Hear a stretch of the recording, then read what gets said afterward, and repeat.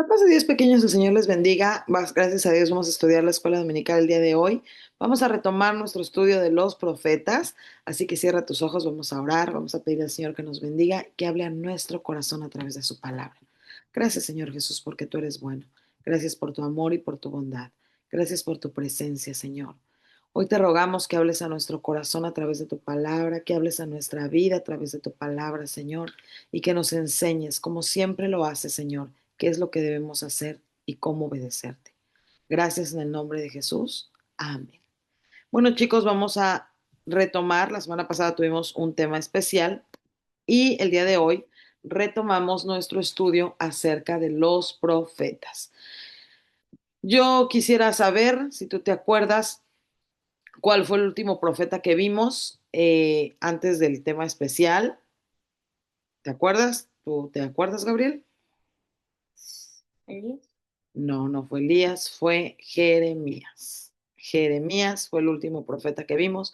Y hoy vamos a ver el profeta Ezequiel, que es también llamado el profeta esperanzador.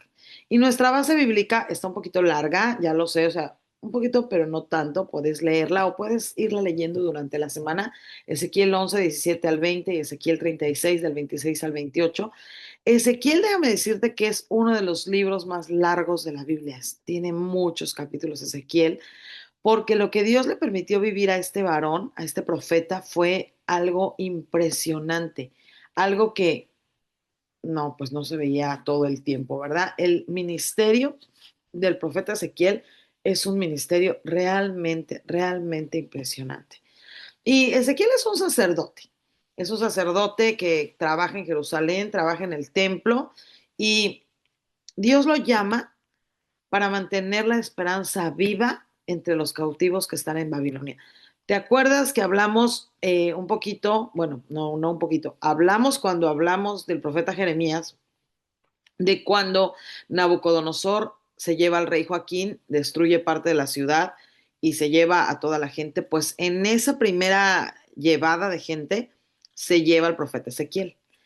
El profeta Ezequiel, volvemos a repetir, era un sacerdote, él trabajaba en el templo, él era de la clase sacerdotal y se lo llevan a Babilonia y pues por supuesto que en Babilonia ya no obedecieron a Dios, ni lo amaron, ni sirvieron en el templo, ni nada. Y entonces pues él se queda entre el pueblo.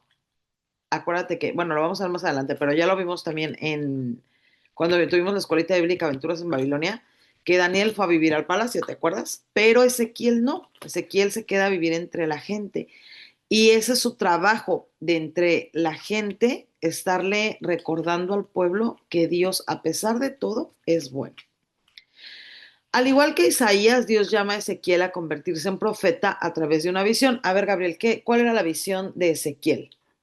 Una mano sostenía un rollo y en él, Y en él, y en él estaban escritas cosas muy tristes. Una voz le ordenó a Ezequiel que se comiera el rollo.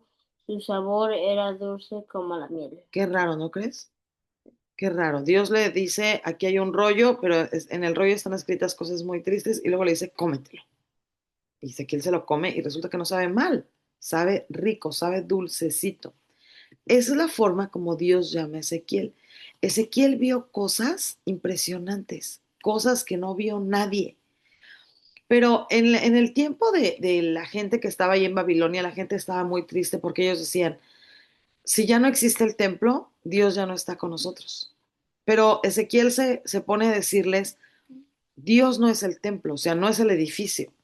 No porque el edificio esté o no esté, Dios está o no está. Quiero invitarte aquí en el canal, búscale a que vayas a una clase que se llama Jehová Shama. Jehová está ahí. Y es precisamente así como Ezequiel lo llama, porque dice, no, no dependemos de un edificio.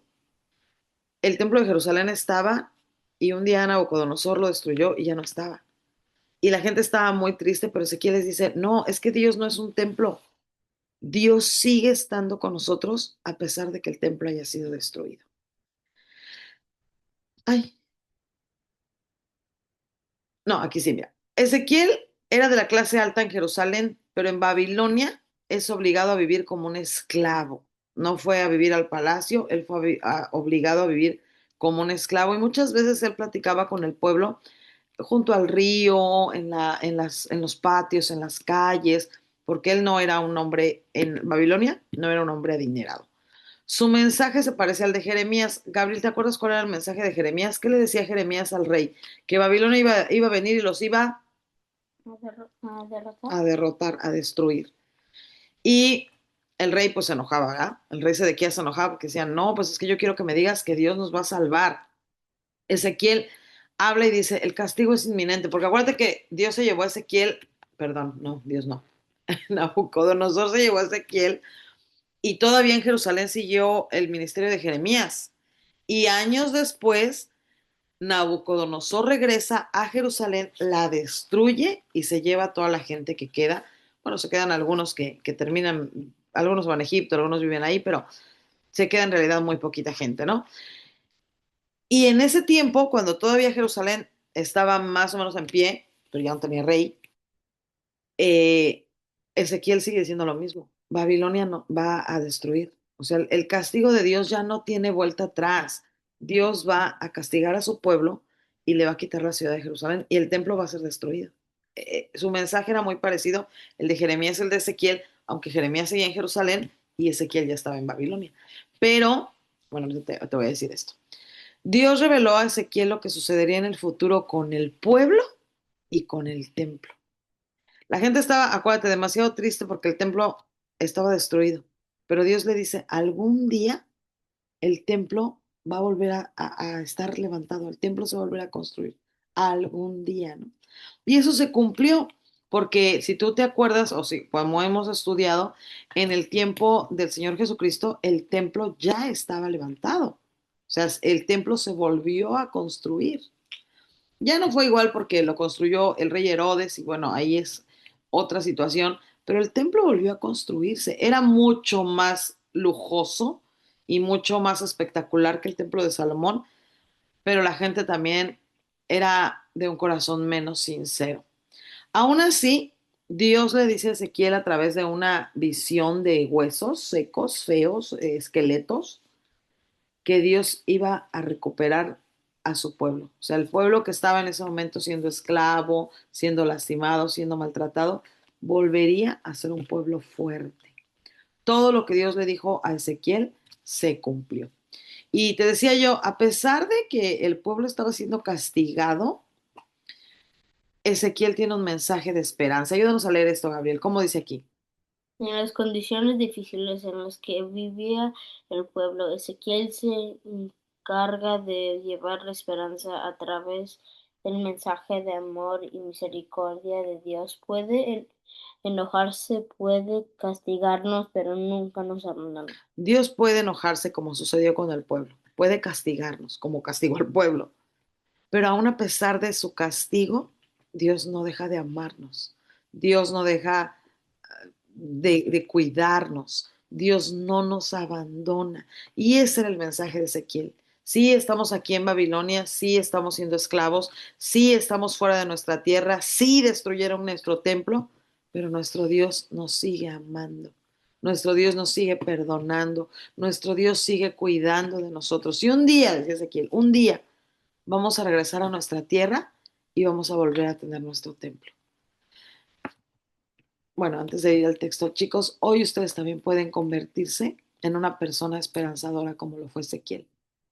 Hoy podemos decirle a este mundo que vive en tristeza, que vive en problemas, que vive en necesidad económica, hay un Dios que sigue estando a cargo, hay un Dios que sigue amando, hay un Dios que sigue perdonando, hay un Dios que sigue garantizando que tu vida estará tranquila si te acercas a Él. Puedes convertirte en este hombre, en esta mujer que trae esperanza al corazón de los afligidos. Y vamos a leer nuestro texto. Gabriel, ayúdanos a leer el texto como dice.